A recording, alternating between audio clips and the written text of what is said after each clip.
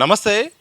వెనిజులాలో ఏం జరుగుతుంది, అలాగే అగ్రరాజ్యం అమెరికా చేసిన దుస్సాహసంపై మాట్లాడే ప్రయత్నం చేద్దాం. మనతో పాటు జంపన్న గారు ఉన్నారు, వారి యొక్క అభిప్రాయం చేద్దాం. సార్, వెనిజులా ఏకంగా అధ్యక్షుడిని వాళ్ళ భార్యను కూడా అదుపులో తీసుకుంది అమెరికా.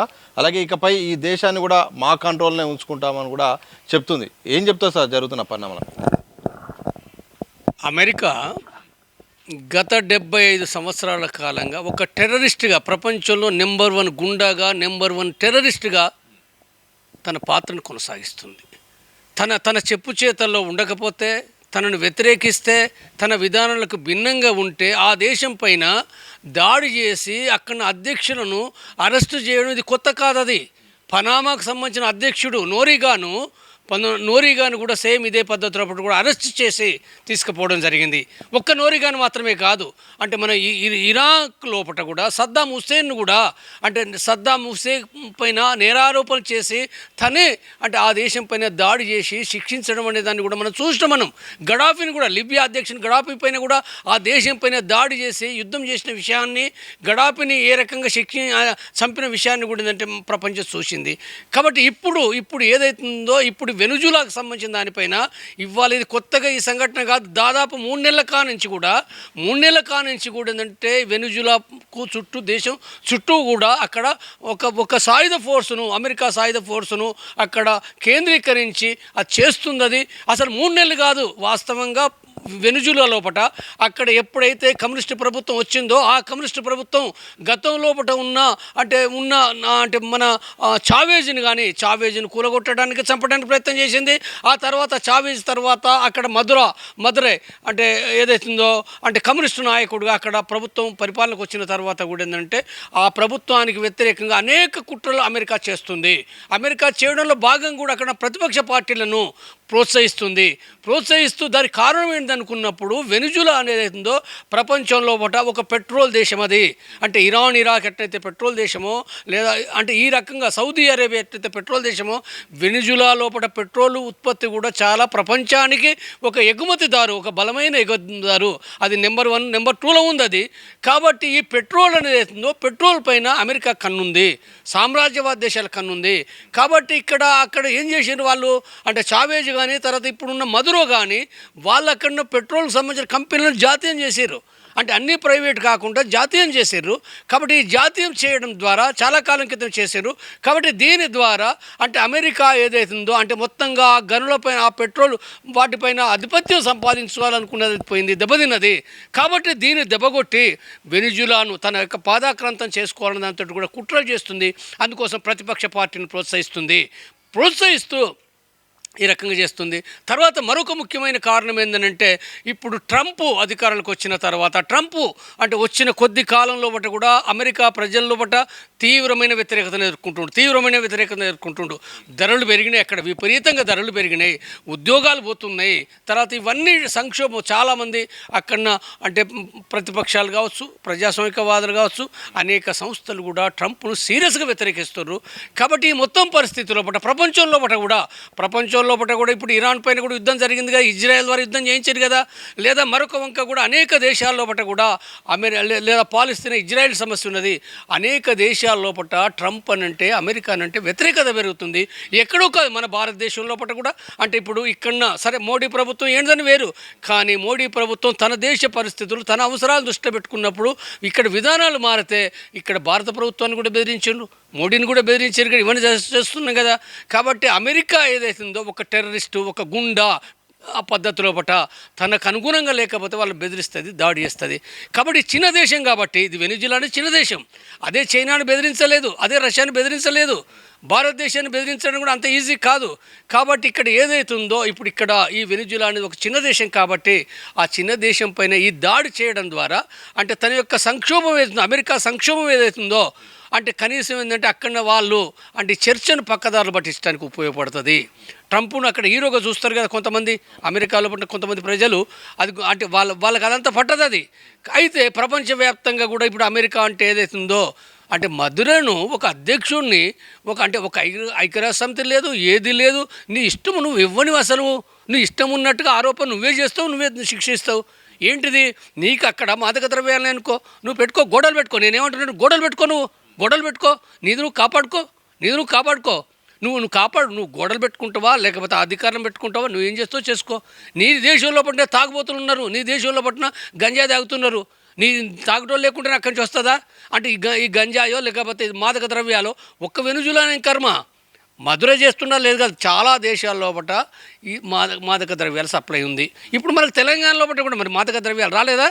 కేసీఆర్ ప్రభుత్వం ఉన్నప్పుడు వచ్చింది, కాంగ్రెస్ ప్రభుత్వం ఉన్నప్పుడు ఉంది, ఇప్పుడు వస్తలేవా? కాబట్టి నువ్వు ఎట్లా కట్టడి చేయాలో కంట్రోల్ చేసుకోను. కాబట్టి ఈ రాష్ట్రం ఆ రాష్ట్రం అని కాదు కదా.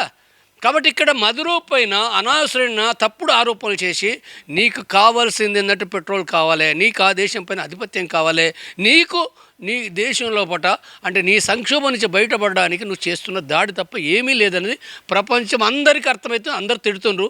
ఇది ఒక మూర్ఖుడు, ట్రంప్ అంటాడు ఒక మూర్ఖుడు. ఆ మూర్ఖుడు అంటే అమెరికా అధ్యక్షులే మూర్ఖులు ఉంటారు, వాళ్ళకు టెర్రరిస్టు. ఇంకా అందులో కూడా నెంబర్ 1 ట్రంప్ టెర్రరిస్ట్. మిగతా దేశాల యొక్క మద్దతు ఎట్లా ఉంటుంది? ఒకవైపు అయితే మాత్రం చైనా కానీ రష్యా కానీ భారత్ సపోర్ట్ చేయలేదు, కానీ రష్యా చైనా అయితే వ్యతిరేకిస్తున్నాయి, మేమంతా కూడా దీన్ని ఖండిస్తున్నాం అని చెప్పింది. ఇది పనిచేసే అవకాశం ఉందా వాళ్ళ స్టేట్? చాలా దేశాలు వ్యతిరేకిస్తున్నాయి. రష్యా వ్యతిరేకిస్తుంది, చైనా వ్యతిరేకిస్తుంది, క్యూబా వ్యతిరేకిస్తుంది, ఇరాన్ వ్యతిరేకిస్తుంది, తర్వాత మన ఏది ఉత్తర కొరియా వ్యతిరేకిస్తుంది, ఇంకా చాలా దేశాలు వ్యతిరేకిస్తున్నాయి.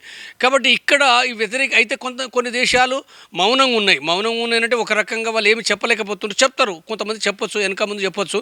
కానీ అమెరికాకు సపోర్ట్ చేస్తే ఒక్క ఇజ్రాయెల్ తప్ప అంటే ఇజ్రాయెల్ అనేది తొత్తు అని అంటే ఇజ్రాయెల్ దానికి అమెరికా సపోర్ట్ చేస్తుంది, అమెరికాకి ఇజ్రాయెల్ సపోర్ట్ చేస్తుంది. తోడు దొంగలు వీళ్ళిద్దరు, తోడు దొంగలే. ఈ తోడు దొంగలకు కూడా బ్రిటన్ కూడా ఉంటుంది, బ్రిటన్ కూడా చెప్తుంది, అది బ్రిటన్ కూడా ఆ తోడు దొంగనే. కాబట్టి ఇవేవైతున్నాయో ప్రపంచ ప్రజానీకంలో బట్ట వీళ్ళు వ్యతిరేకత గురవుతున్నారు, అసహ్యానికి గురవుతున్నారు.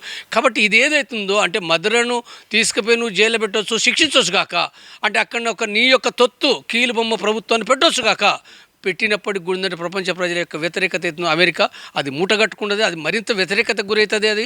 అది తప్పనిసరిగా ప్రజలు కూడా ఏంటంటే సీరియస్గానే రానున్న కాలంలో వ్యతిరేకిస్తారు. మీకు తెలిసిన వెనుజులా అధ్యక్షుడు ఎలాంటి వాడు? చాలా వార్తలు చాలా ఒక డ్రైవర్ స్థాయి నుండి పై స్థాయికి వచ్చాడు, కీలకమైన పొజిషన్కి వచ్చాడు. ఇక అగ్రరాజ్యం ఆ టార్గెట్ చేసింది తప్ప అని చెప్తున్నాయి. ఆయన గురించి ఏం చెప్తారు? ఇప్పుడు ఆయనే మధురో గురించి, మధురో వాళ్ళ ఫాదర్ కానీ తను కానీ ఏంటంటే ఒక పేద కార్మిక కుటుంబం నుంచి వచ్చిన వాళ్ళు కమ్యూనిస్ట్ పార్టీలో చేరిండు, కమ్యూనిస్ట్ పార్టీలో పనిచేసేటి వాళ్ళు.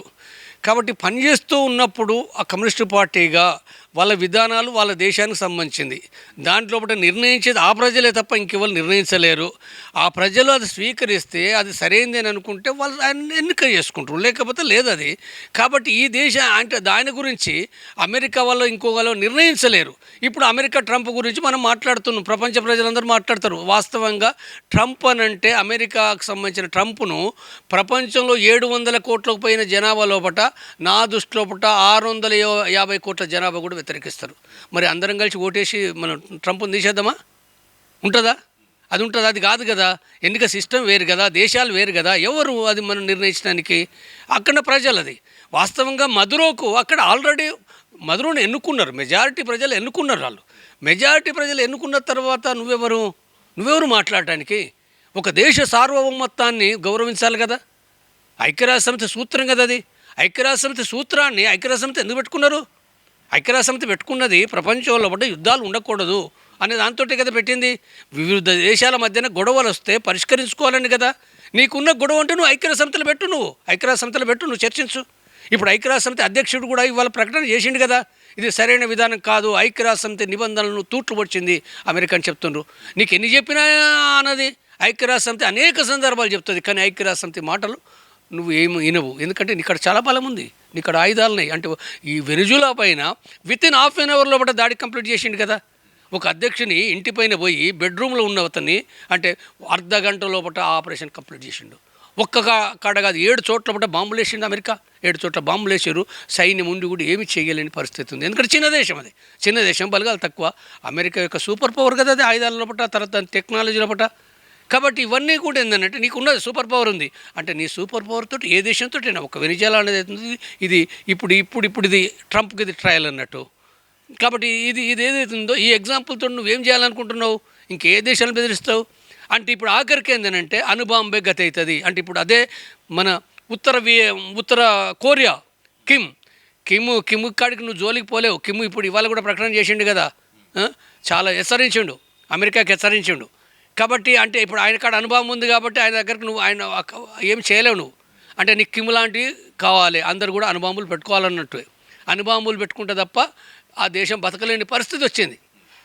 ఎందుకంటే ఇప్పుడు చైనా కాడ ఉంది అణుబాంబు, భారతదేశంలో ఉన్నది, రష్యా ఉన్నది, పాకిస్తాన్ కాడ కూడా ఉన్నది. వీళ్ళందరూ నువ్వేమి అట్లా చేయలేవు. ఏదైతే అణుబాంబులు అణుబాంబులు లేనప్పుడు, ఆ టెక్నాలజీ లేనప్పుడు వాళ్ళు ఏమి చేయలేని పరిస్థితి వస్తుంది. కాబట్టి నువ్వు మరొక రకంగా అంటే వివిధ దేశాలకు సంబంధించిన ప్రభుత్వాలను అణుబాంబుల వైపు, మా సైన్యాన్ని లేదా ఆయుధాలను ఆధునీకరించే వైపు నెట్టుతుంది అమెరికా. ఇది చాలా ప్రమాదకరమైంది.